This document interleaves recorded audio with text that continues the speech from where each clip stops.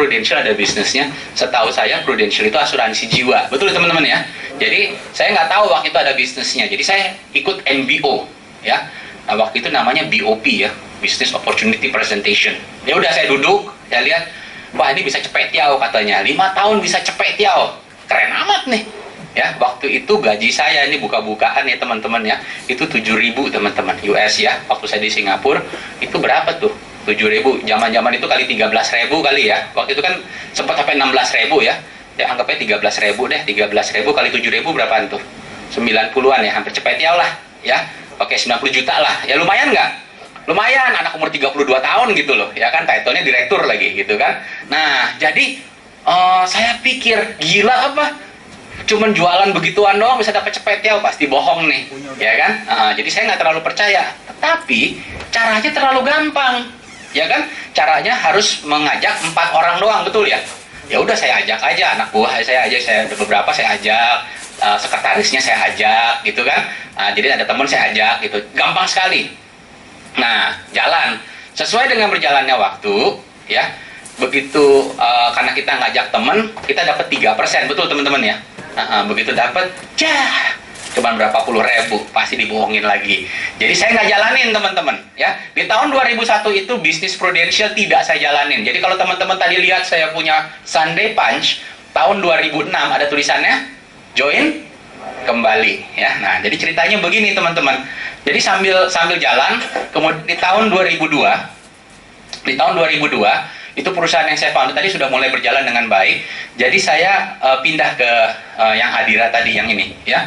Jadi saya pindah ke sini sebagai managing director ya. Saya udah lupain deh yang begitu-begituan ya, yang begini-beginian maksudnya ya. Apalagi kalau misalnya datang gitu kan, suruh duduk begini, orang tepok-tepok tangan, gila apa gue bilang, ini mah MLM banget gitu, bukan gue banget deh ya. Oke. Jadi teman-teman sekalian, tahun 2002, 2003, 2004 ya, berjalanlah waktu ya. Nah kemudian di tahun 2005 saya mulai melihat ya, saya mulai melihat di koran, ini ada nih bekas anak buah gue nih ya kan.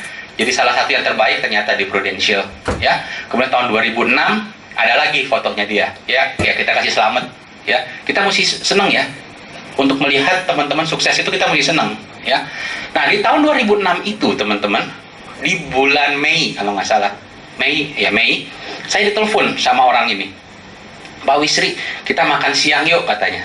Ayo ya, cuman saya sibuk banget. Saya tahu Pak, makanya saya telepon Bapak dulu katanya.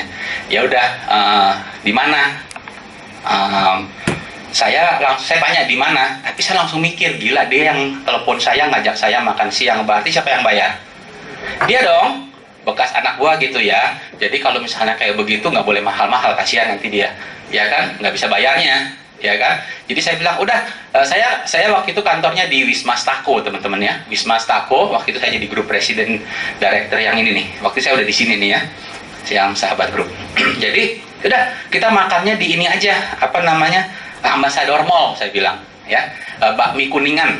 Waktu itu masih ada tuh, sekarang udah tutup ya, bakmi Kuningan ya. Takutnya nanti kalau udah makan terlalu mahal gitu, dia nggak bisa bayar gitu kan. Ya udah, bakmi Kuningan. Oke.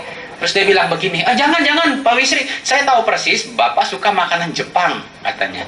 Nah kita makan di ini aja Pak, apa nama restoran ya, Asuka kalau nggak salah ya, di Hotel Marriott.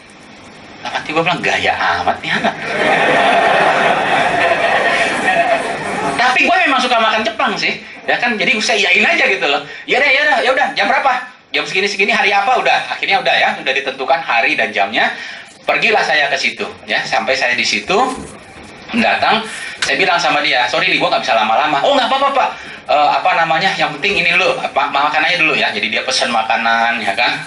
Lumayan juga nih, hitung-hitung dia berdua nih, suami istri datang, saya sendiri bertiga, gue hitung-hitung ini macet jauh lebih nih kan. Karena yang dipesannya lumayan bagus-bagus gitu kan. Oke. Jadi waktu itu saya hitung, saya inget banget, waktu NBO dikatakan 5 tahun berapa?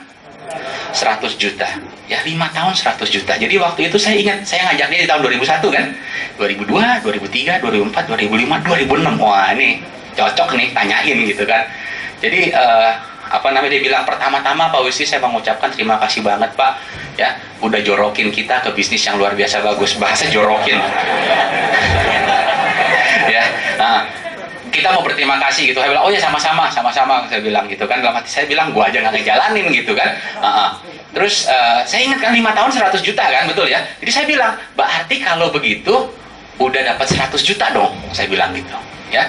Terus dia bilang, lebih Pak Wisri. Kaget juga gua, iya kan, lebih nih, iya kan, luar biasa. Terus saya tanya, ada 200 juta.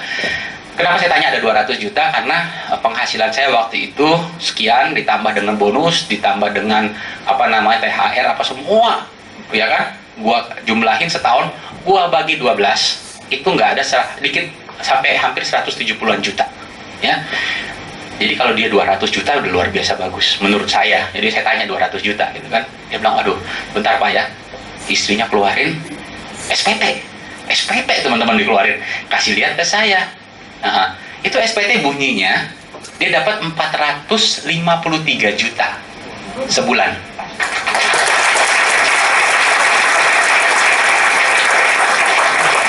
Pingsan lah saya. Kaget juga, betul nggak teman-teman ya? Jadi kaget juga, ih gila bener. Ini orang cuma duduk-duduk dari kafe ke kafe, duitnya banyak amat, gitu kan? Jadi teman-teman sekalian, dia kasih lihat 453. Saya waktu itu agak sedikit percaya tidak percaya, tapi saya harus percaya karena ini orang nggak pernah bohong, ini bekas anak buah kok, ya kan? Jadi nggak pernah bohong, jadi kasih lihat saya. Jadi saya kaget juga. Nah setelah itu, ini masih dia ngomong ini baru permulaan nih Pak Wisri, ya kan? Ini bisa jauh lebih banyak lagi, karena saya sudah tahu caranya Pak. Nah teman-teman bagi yang mau rekrut orang di atas Anda, banyak tuh. Kalau saya selalu ditanyain setiap kali kalau saya sharing, saya selalu ada pertanyaan pasti begini, bagaimana Pak caranya bisa merekrut orang kayak Pak Wisri gitu loh, ya kan? Nah jawabannya simple banget, make sure penghasilan Anda lebih besar daripada dia, make sure Anda sukses di bisnis ini. Bener, saya nggak mau bohong. Kalau orang ini tadi cuma kasih saya gotiao, ya udahlah, paling makan itu pun gue bayarin, selesai urusan gitu. Tapi ini luar biasa banget teman-teman, ya. Nah jadi kita berikan tepuk tangan untuk orang yang luar biasa ini. Ada yang tahu siapa dia? Ya, Pak Denny Utama Hartono teman-teman, ya. Pak Denny Utama Hartono. Jadi Pak Denny ini memang asli ya, dulu tahun 2001 dia adalah pegawai saya, asli saya kasih dia gaji 3 juta, saya juga yang buka cek untuk dia, ya kan. Sekarang penghasilan beliau ada sekitar 3 miliar sebulan teman-teman, ya. Oke, jadi teman-teman sekalian, kalau Anda yang di sini masih belum percaya, masih ragu-ragu gitu ya, percaya deh, ya. Karena ini produk daur ulang. Ya, yang di sini produk daur ulang nih. Ya, tahun 2001 udah dikasih sama Tuhan satu bisnis yang luar biasa bagus, bisa bantu orang, tapi saya nggak mau. Ya, tahun 2006 ada satu pertanyaannya Pak Denny yang membuat saya mau join di sini. Mau tahu pertanyaannya? Pak Denny bilang begini sama saya, Pak Wisri, ya, dalam waktu 5 tahun ini, Bapak kan di corporate ya, saya di sini. Ada berapa orang yang sudah berpenghasilan di atas 100 juta? Teman-teman kita. Tampar banget tuh, nggak ada soal jawabannya. Bener, ya. Denny bilang begini, Pak, sorry Pak ya, tidak bermaksud sombong nih Pak ya. Kan kalau Denny kan ngomong selalu begitu ya, dia sangat rendah hati gitu ya. Tidak bermaksud sombong nih Pak Wisri, saya sudah bersama Denny sudah 7 orang yang ada di atas 100 juta per bulan. Waduh, itu luar biasa loh. 5 tahun sudah mencetak bilioner kan berarti kalau 100 juta sebulan berarti kan setahun sekitar 1 miliar lebih, betul ya? Berarti kan bilioner kan. Jadi luar biasa banget. Jadi disitulah saya mulai berpikir, saya bilang iya ya, gua kok bebel banget gitu ya. Saya kerja waktu dari jam 7 sampai malam gitu kan, sedangkan Denny dari kafe ke kafe aja sudah bagus gitu ya, lebih bagus daripada saya. Nah untuk itulah saya akhirnya join kembali di tahun 2006. Nah saya join kembali, thank you. Di sini ada yang produk daur ulang juga seperti saya? Hah? Coba angkat tangan. Oh ada ya, oke, ada beberapa ya. Oke, jangan malu, yang penting sukses. Amin ya. Oke, jadi teman-teman sekalian jangan takut, karena yang penting mesti klik nih bahwa ini bisnis yang luar biasa bagus. Nah jadi teman-teman sekalian, waktu itu saya mulai nih, saya begitu masuk, saya berusaha mengosongkan gelas, ya. Saya berusaha mengosongkan gelas, saya mesti banyak belajar dari mereka, dari leader-leader yang luar biasa bagus. Ya, nah untuk itu saya ikutin NAT 1, saya ikutin NAT 3 gitu ya. Sama seperti teman-teman. Terus mau dipakai nggak di lapangan? Jawabannya kagak. Serius, ya. Kenapa kagak? Karena saya malu, teman-teman. Seorang CEO masa harus survei? Betul nggak? Ya, saya malu. Jadi waktu itu ada yang tanya, Pak Wisri gimana tuh closing yang pertama? Closing saya yang pertama lucu, teman-teman. Aduh, siapa ya yang saya mesti closing ya? Nah, karena kalau saya closing anak buah saya, nanti ketahuan saya sebagai agen. Kan nggak boleh, ya kan, malu gitu ya. Nah, kalau saya closing di keluarga saya, nanti dibilangin, lu ada apa, lu udah apa namanya, ada masalah di kantor gitu kan, mau bisnis baru gitu kan. Itu kalau di keluarga saya, saudara-saudara. Jadi saya nggak bisa closing saudara-saudara saya nggak bisa closing teman-teman saya. Karena kalau saya closing teman-teman saya, pasti bawaannya, waduh, lu ada apa di kantor, dipecat gitu kan. Kalau saya closing anak buah saya lebih gila lagi. Wah, jadi saya kesulitan banget untuk menggunakan NAT 1.